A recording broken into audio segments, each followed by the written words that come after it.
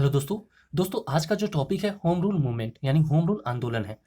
इसके जो 30 यानी 30 मोस्ट इंपॉर्टेंट जो एमसीक्यूज है उस प्रश्नों को देखने वाले हैं। ठीक है। और मैं बात करूं इसके जो थ्योरी जो क्लास है, इसके थ्योरी क्लास को मैंने करा चुका है, जो कि मेरे यूट्यूब चैनल पे प्लेलिस्ट के माध्यम से आप देख सकते हैं।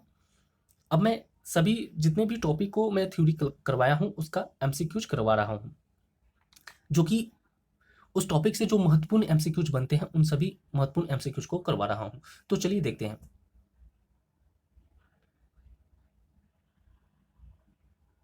दोस्तों ये सभी एमसीक्यूज आप किसी भी गवर्नमेंट जॉब की तैयारी करते हो, सभी एग्जाम के लिए बहुत ही महत्वपूर्ण होने वाला है। ठीक है, तो चलिए देखते हैं। दोस्तों बात करें सबसे पहले नंबर प्रश्न की। आपका जो पहला प्रश्न है वो पूछा गया कि होम रूल आंदोलन किस शुरुआत किस वर्ष हुई। पूछा गया कि होम रूल आंदोलन की शुरुआत किस वर्ष हुई। ठीक है, होम रूल आंदोलन की शुरुआत किस वर्ष हुई, तो कौन से वर्ष हुई थी? 1916 में। होम रूल आंदोलन की शुरुआत किस वर्ष हुई? 1916 में हुई थी। ठीक है, आप एक काम कीजिएगा, जैसे कि मैं बोलूँगा वो आप सुनेंगे और स्क्रीन पे आप देखेंगे। ठीक है, मेरी बातों को सुनिए और स्क्रीन पे ध्यान दीजिए, इसी से आपके दिमाग में हर प्रश्न आपके दिमाग में बस जाएंगे। ठीक है, तो चलिए दोस्तों दूसरा प्रश्न है कि होम रूल आंदोलन की शुरुआत किसने की थी। पूछा गया कि होम रूल आंदोलन की शुरुआत किसने की थी। तो होम रूल आंदोलन की जो शुरुआत की बात करें तो बाल गंगाधर तिलक और एनी बेसेंट ने की थी। होम रूल आंदोलन की शुरुआत किसने की थी? तो बाल गंगाधर तिलक और एनी बेसेंट ने की थी।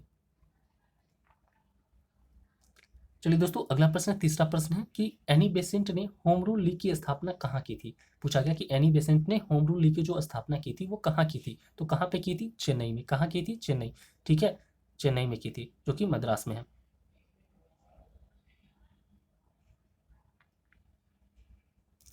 दोस्तों अगला प्रश्न है, चौथा प्रश्न है कि बाल गंगाधर तिलक ने अपनी होम रूल लीग कहाँ से शुरू की थी।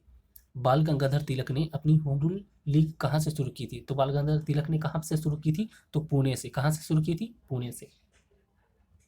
दोस्तों अगले प्रश्न की बात करें, जैसा कि आप लोग देख रहे होंगे, प्रश्न प्रश्न है कि तिलक ने होम रूल आंदोलन के प्रचार के लिए कौन सा नारा दिया था। तिलक ने यानी बाल गंगाधर तिलक ने होम रूल आंदोलन के प्रचार के लिए कौन सा नारा दिया था। तो कौन सा नारा दिया था? उनका नारा था स्वराज मेरा जन्मसिद्ध अधिकार है और मैं इसे लेकर रहूंगा। ये नारा तिलक ने दिया था कब? तो होम रूल आंदोलन के प्रचार के लिए। ठीक है दोस्तों अगला प्रश्न, छठा प्रश्न है कि एनी बेसेंट मूल रूप से किस देश की थी। पूछा गया कि एनी बेसेंट मूल रूप से किस देश की थी। तो एनी बेसेंट मूल रूप से किस देश की थी? तो इंग्लैंड की थी। कहाँ की थी? इंग्लैंड की।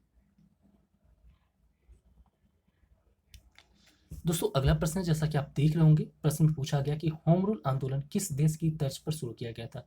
होम रूल आंदोलन किस देश की तर्ज पर शुरू किया गया था। होम रूल आंदोलन किस देश की तर्ज पर शुरू किया गया था? तो आयरलैंड। कौन सा? आयरलैंड देश के तर्ज पर शुरू किया गया था होम रूल आंदोलन। दोस्तों अगला प्रश्न है, होम रूल आंदोलन का मुख्य उद्देश्य क्या था। पूछा गया कि होम रूल आंदोलन का मुख्य उद्देश्य क्या था। तो होम रूल आंदोलन का मुख्य उद्देश्य की बात करें तो भारत के लिए स्वशासन की मांग करना ही इसका मेन उद्देश्य था। ठीक है, भारत के लिए स्वशासन की मांग करना। दोस्तों अगले प्रश्न की बात करें तो प्रश्न जैसा देख रहे होंगे, प्रश्न है कि होम रूल आंदोलन के दौरान एनी बेसेंट को गिरफ्तार कब किया गया। होम रूल आंदोलन के दौरान एनी बेसेंट को गिरफ्तार कब किया गया? तो कब किया गया? 1917 में किया गया। 1917 में किया गया था। दोस्तों अगले प्रश्न की बात करें, प्रश्न है कि एनी बेसेंट की गिरफ्तारी के समय वायसराय कौन था। एनी बेसेंट की गिरफ्तारी के समय वायसराय कौन था। तो एनी बेसेंट की गिरफ्तारी के समय वायसराय की बात करें कौन था? तो लॉर्ड चेम्सफोर्ड था। कौन था? Lord Chelmsford. अगला प्रश्न है दोस्तों कि होम रूल आंदोलन को कांग्रेस ने कब अपनाया। होम रूल आंदोलन को कांग्रेस ने कब अपनाया? तो कब अपनाया था कांग्रेस ने? 1917 में। होम रूल आंदोलन को कांग्रेस ने 1917 में अपनाया था।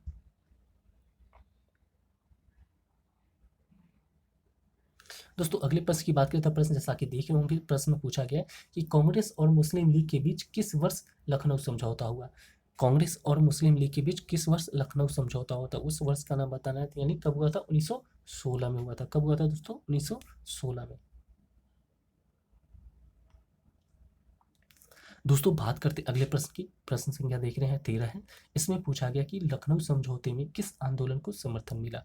क्वेश्चन है कि लखनऊ समझौते में किस आंदोलन को समर्थन मिला, उस आंदोलन का नाम बताना है। तो उस आंदोलन का क्या नाम था, तो होम रूल आंदोलन। ठीक है, समझ रहे हैं दोस्तों, लखनऊ समझौते में किस आंदोलन को समर्थन मिला, तो होम रूल आंदोलन को समर्थन मिला था। अगला प्रश्न है दोस्तों कि होम रूल आंदोलन का मुख्य पत्र कौन सा था। पूछा गया कि होम रूल आंदोलन का जो मुख्य पत्र था वो कौन सा था, यानी अखबार कौन सा था, वो अखबार का नाम बताना है। तो न्यू इंडिया था। क्या नाम था उसका, न्यू इंडिया। यानी होम रूल आंदोलन का मुख्य पत्र कौन सा था, तो न्यू इंडिया था। दोस्तों अगला प्रश्न है, प्रश्न में पूछा गया कि एनी बेसेंट किस संस्था की प्रमुख थी। पूछा गया है एनी बेसेंट किस संस्था की प्रमुख थी। ठीक है, यानी एनी बेसेंट किस संस्था की प्रमुख भी थी। पूछा गया यानी एनी बेसेंट कौन सी संस्था की प्रमुख थी उसके बारे में बताना है। तो संस्था का नाम था थियोसॉफिकल सोसाइटी। कौन सी संस्था की, यानी थियोसॉफिकल सोसाइटी की, ठीक है, प्रमुख थी। दोस्तों अगले प्रश्न है 16 नंबर। प्रश्न में पूछा गया कि तिलक की होम रूल लीग की किस भाषा में प्रचार करती है। यानी पूछा गया कि तिलक की होम रूल लीग जो तिलक की थी, यानी बाल गंगाधर तिलक की होम रूल लीग किस भाषा में प्रचार करती थी। तो कौन सी भाषा में प्रचार करती थी, तो मराठी और अंग्रेजी। कौन सी भाषा, मराठी और अंग्रेजी, याद कर लीजिएगा, पूछा जाता है प्रश्न। कौन सी भाषा में, तो मराठी और अंग्रेजी। दोस्तों अगला प्रश्न है कि एनी बेसेंट की होम रूल लीग किस क्षेत्र में सक्रिय थी। पूछा गया एनी बेसेंट की होम रूल लीग किस क्षेत्र में सक्रिय थी। तो एनी बेसेंट की होम रूल लीग किस क्षेत्र में सक्रिय थी, तो दक्षिण भारत में। कौन से कहाँ पे, दक्षिण भारत में सक्रिय थी। दोस्तों अगला प्रश्न है कि तिलक की लीग किन क्षेत्रों में सक्रिय थी। कहने का मतलब क्या है कि तिलक की होम रूल लीग जो थी वो किन क्षेत्रों में सक्रिय थी। तो कौन से क्षेत्र थे उसके बारे में जान लीजिए। एक महाराष्ट्र था, मध्य भारत था, और कर्नाटक और वरार था। ठीक है, महाराष्ट्र, मध्य भारत, कर्नाटक और वरार था। अगला प्रश्न है दोस्तों 19 नंबर प्रश्न है कि होम रूल आंदोलन किस आंदोलन से पहले हुआ। पूछा गया होम रूल जो आंदोलन हुआ वो किस आंदोलन से पहले हुआ। कौन से आंदोलन से पहले हुआ था, तो गांधी जी का असहयोग आंदोलन से पहले हुआ था। गांधी जी का असहयोग आंदोलन से पहले हुआ था। दोस्तों अगला प्रश्न 20 नंबर प्रश्न, 20वां प्रश्न है कि एनी बेसेंट किस विचारधारा से प्रभावित थी। एनी बेसेंट जो थी वो किस विचारधारा से प्रभावित थी, तो थियोसॉफी विचारधारा से प्रभावित थी। ठीक है दोस्तों अगला प्रश्न की बात करें तो प्रश्न है होम रूल आंदोलन को किसने शांतिपूर्ण और संवैधानिक आंदोलन कहा। फिर से समझिए, प्रश्न में पूछा गया कि होम रूल आंदोलन को किसने शांतिपूर्ण और संवैधानिक आंदोलन कहा। किसने कहा था, तो एनी बेसेंट ने कहा था। किसने कहा था, एनी बेसेंट ने कहा था। दोस्तों अगला प्रश्न है 22 नंबर जो प्रश्न है इसमें पूछा गया कि तिलक की मृत्यु किस वर्ष हुई। तिलक यानी बाल गंगाधर तिलक। तो बाल गंगाधर तिलक की मृत्यु की बात किया गया है, कब हुआ था, तो 1920 में हुआ था।